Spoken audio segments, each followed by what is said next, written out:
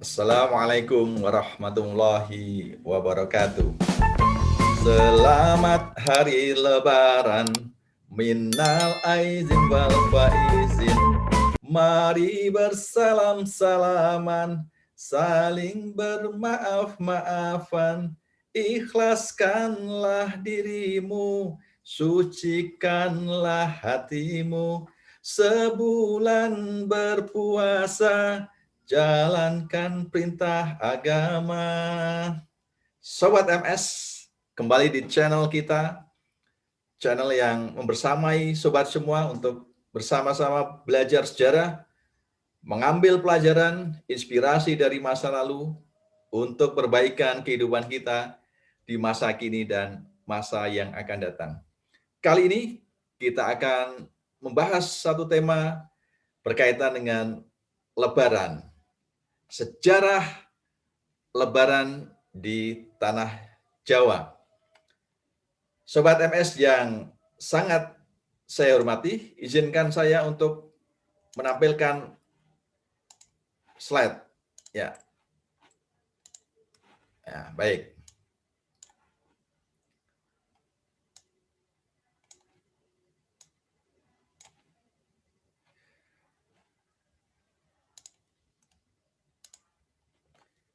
Ya, kali ini kita akan sama-sama mendiskusikan tentang sejarah Lebaran di Jawa dengan beberapa agenda pembahasan. Ada 4 hal yang kita akan diskusikan, akan kita bahas. Yang pertama, berkaitan dengan makna Lebaran.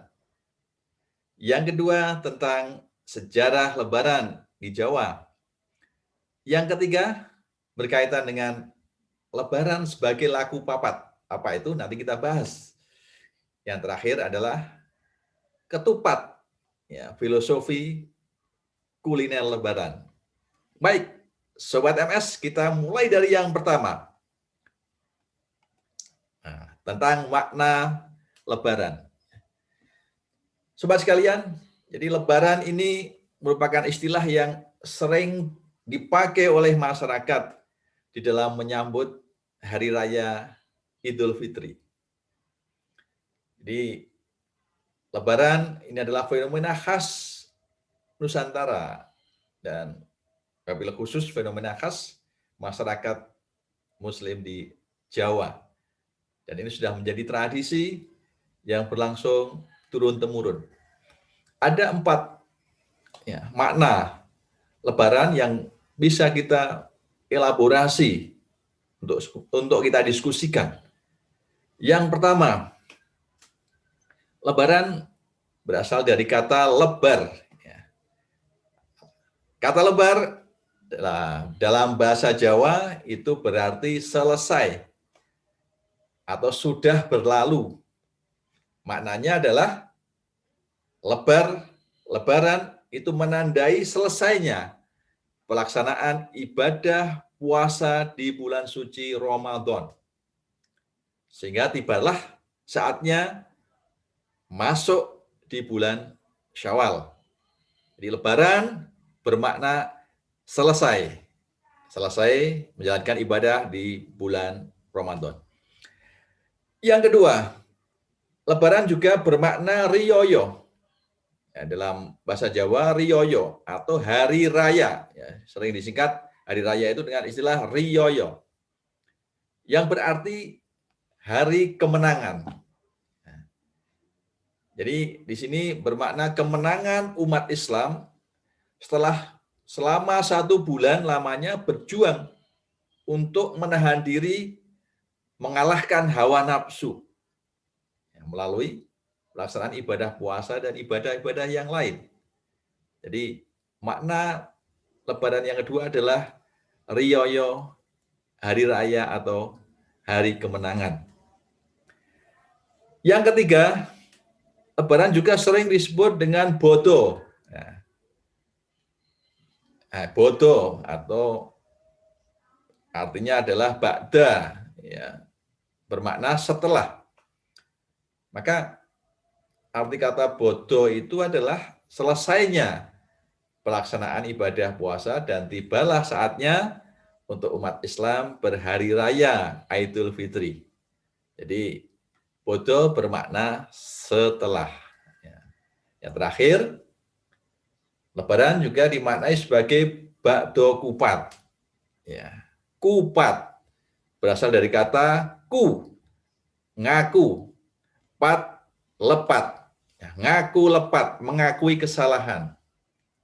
Maka Lebaran itu dimaknai sebagai momentum untuk sama-sama saling mengakui kesalahan. Ya, jadi kesalahan tidak hanya kepada Allah, Tuhan yang Maha Kuasa, tapi juga kesalahan antar sesama umat manusia. Maka ba'do kupat juga bermakna mengakui salah. Sobat MS yang cendekia, lalu seperti apa sejarah dari tradisi Lebaran di tanah Jawa itu? Sungguhnya secara historis, Lebaran seperti yang kini dipraktekkan oleh umat Islam di Jawa dan di Nusantara pada umumnya, itu sudah jauh berawal sejak sekitar abad ke-15, yakni pada masa Kerajaan Demak, dan ini diperkenalkan oleh Sunan Bonang. Sunan Bonang inilah yang diyakini sebagai ulama yang memperkenalkan tradisi Lebaran, yang mengisi tradisi Lebaran itu dengan kebiasaan saling meminta maaf dan saling bermaaf-maafan. Jadi dimaknai sebagai penyempurnaan ibadah. Selama 1 bulan lamanya berpuasa, diiringi dengan ibadah yang lain, sholat raweh, sedekah, zakat, kemudian zikir, membaca Al-Quran, tadarus, memperbanyak taubat, memohon ampun kepada Allah Subhanahu wa taala, maka saling memaafkan antara sesama umat manusia ini sebagai penyempurna atas ibadah yang sudah dilakukan dan permohonan ampun kepada Allah Subhanahu wa taala. Maka selanjutnya aktivitas saling maaf-maafkan ini di Jawa itu dipraktekkan dalam bentuk tradisi sungkem, ya, dalam bentuk sungkem. Jadi tradisi sungkem kepada yang lebih tua, ya, seperti yang ada di gambar berikut ini. Ini contoh tradisi sungkem di Jawa. Ini. Tujuannya yang pertama, sungkem itu sebagai lambang penghormatan, ya, orang-orang muda terhadap orang yang lebih tua atau dituakan. Yang kedua, sungkem itu bertujuan untuk memohon maaf. Bahasa Jawanya adalah nyuwun ngapuro. Jadi ngapuro kemungkinan berasal dari bahasa Arab ghafur. Ya, maaf, ya. Jadi memohon maaf. Ini yang kemudian sampai sekarang tradisi sungkeman itu tetap lestari, dipraktekkan terus-menerus dari generasi ke generasi. Ya. Selanjutnya, Lebaran bisa dimaknai sebagai laku papat, ya, atau 4 tindakan, 4 kegiatan. Apa saja 4 kegiatan itu? Yang pertama adalah Lebaran itu sendiri.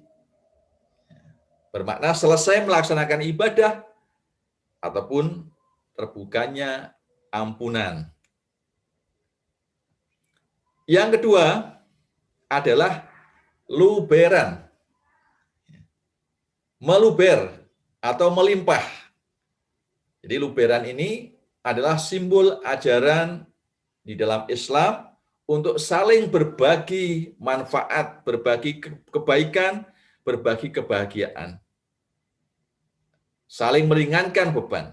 Maka ini termanifestasikan dalam bentuk ibadah zakat, sedekah yang diperuntukkan bagi kalangan fakir miskin dan orang-orang yang berhak menerimanya. Yang ketiga adalah leburan. Ya, yang pertama tadi lebaran, yang kedua luberan, yang ketiga ini adalah leburan. Ya, yaitu melebur kesalahan dengan saling memaafkan atas segala kesalahan. Dan yang terakhir, yang keempat, adalah laburan. Ini sebagai simbol manusia untuk melabur, mensucikan, selalu menjaga kesucian dan kebersihan diri. Maka lebaran sering dimaknai Idul Fitri, kembali kepada fitrah kesucian diri manusia sebagaimana saat awal dilahirkan. Momentum lebaran di Jawa tidak lengkap rasanya kalau kita tidak menghidangkan sajian yang kita kenal sebagai kupat atau ketupat. Nah, ini sajian yang hampir bisa kita temui di setiap daerah di Jawa. Di desa-desa, dusun, kampung maupun di perkotaan. Dan sampai sekarang tetap lestari. Kenapa demikian? Karena di balik hidangan ketupat itu menyimpan filosofi yang dalam. Ya. Kupat tadi ngaku lepat, mengakui kesalahan. Kupat terbuat dari beras, menggambarkan nafsu duniawi. Kupat dibungkus dengan janur, ya, dari daun ya, kelapa, ya, dibentuk dengan kupat. Ya, itu melambangkan nafsu dunia yang dibungkus dengan hati nurani. Kemudian dianyam, ya, sehingga membentuk jalinan ketupat. Itu bermakna adalah silaturahim, bermakna kebersamaan, bermakna persaudaraan. Maka tidak mengherankan kalau tradisi ketupat itu tetap terus dilestarikan dari generasi ke generasi sampai dengan saat ini. Maka momentum Lebaran, saling memberi ucapan selamat, saling maaf-maafkan, saling menyediakan hidangan dalam berbagai bentuknya. Ketupat bisa dijadikan sebagai opor, dan lain sebagainya, itu akan memunculkan, menumbuhkan rasa cinta, kebersamaan, dan persaudaraan.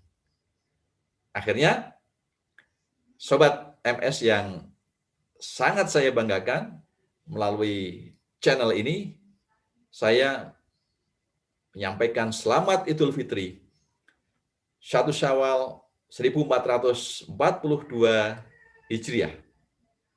Mohon maaf lahir dan batin. Dahar kupat kuahipun santen, menawi wonten lepat nyuwun pangapunten. Terus pantau channel kami di media sosial kami.